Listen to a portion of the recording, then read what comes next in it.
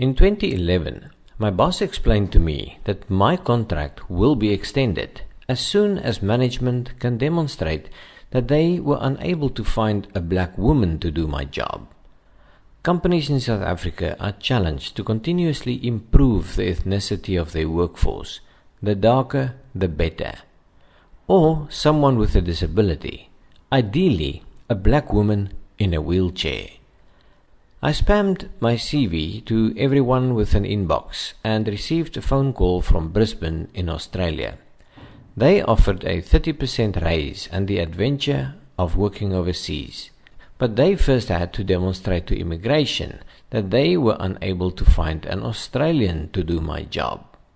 6 weeks later, I arrived in the land of milk and honey. Some of the first things that caught my eye was the cleanliness everywhere. There were no potholes and seldom a piece of paper laying around. Roadworks are manned by white men, and although the Prime Minister was a woman, not be lectured about sexism and misogyny by this man. I will not. It appeared to me affirmative action was not a big issue in Australia. Aboriginals do not compete in the labour market. Their culture is uncorrupted by materialistic ambition. This noble approach to life is being adopted by the entire planet. South Africa, Europe, America and Australia are all trying to support the illusion that living on government grants is more noble than labour.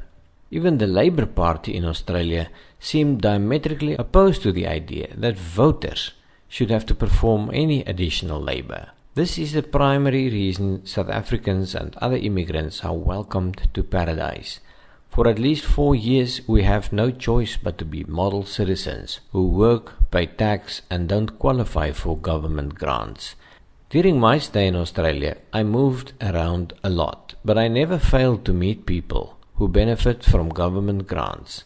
Even at church, I met people who felt led to give up their job for some noble pursuit, like God's command to earn one's bread was optional. They were not Aboriginals, but nurses, teachers, an economist, and at least one had a PhD in ancient English economics. I should have been happy that my tax dollars were given to friends of mine, but it appeared to me that I was imported to pay tax so the locals can relax.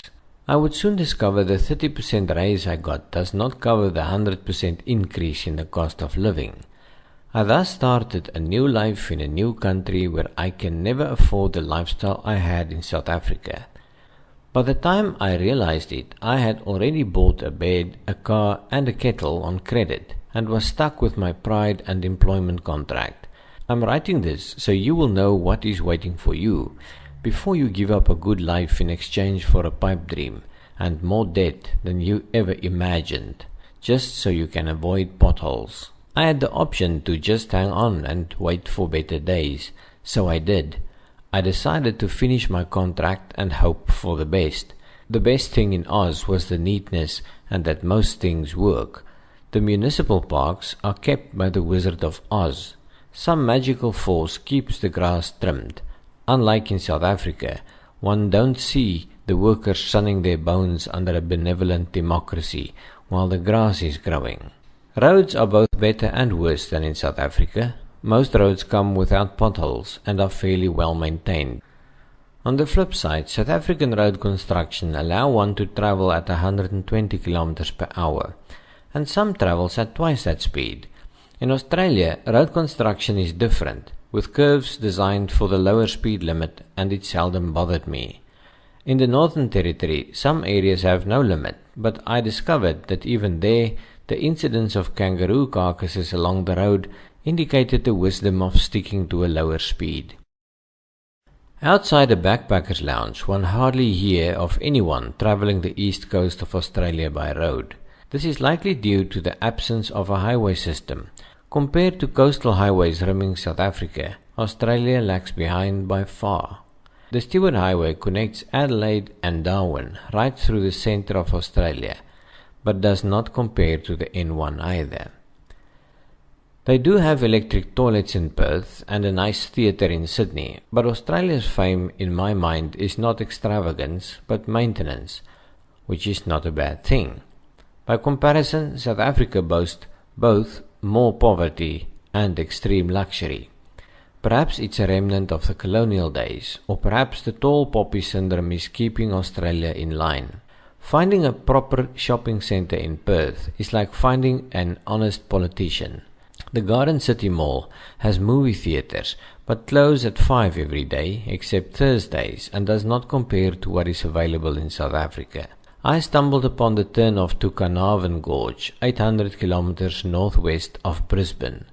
There were no boards, no advertisements, no waypoints on GPS or even Google Maps to indicate the presence of a camping site or nature walks along this magnificent gorge. Hiking through the gorge, an elderly couple noted my accent and suggested I forgive the Parks Board for the state of parks in Australia. The husband used to be an airline pilot and spent much time in South African parks. He noticed, as I would, that South African parks are much more popular, better advertised, better maintained and better managed than Australian parks. Of course, this may be part of the romance that foreigners like about Australia, that anything further from the sea than 100 kilometers is basically uncharted territory. But not everybody appreciates the main feature, which is the horizon. My first impressions of women in Australia is that they are remarkably good looking and hardly employ clothes to affect the image. Their shorts may be designed by men, for it greatly simplifies the investigation of form and function underneath. Despite this generous exhibition, one soon discover the purpose of their pride is not generosity towards men. A stare of more than a millisecond will earn you a scornful scowl I grew fairly accustomed to. It is the look first world women give men whose attention they don't need, while contemplating the merits of a sexual harassment case. By the same logic, men should never stop complaining about the harassment we endure walking down the street. Standing in line at the Bulimba Theatre, I was asked by a dashingly beautiful, scantily dressed young lady, "What are you looking at?" I replied, "Frankly, my dear, it's your ass I admire." Others standing in the same line overheard the exchange, and though the woman feigned indignation, most guys had sympathy with me. If she wants to hide her ass, she's welcome to do so, and if not, she's more welcome. But why chastise me for being fully dressed and honest? I settled in Brisbane for 2 years and had to admit it was fairly easy, despite the assault on the senses. But if one don't like the nationality of the people around you, you can just walk 30 meters, and you may as well be in the Philippines, Thailand or China. The final reason you should consider going to Australia is to earn a small fortune. All you need to start with is a big one.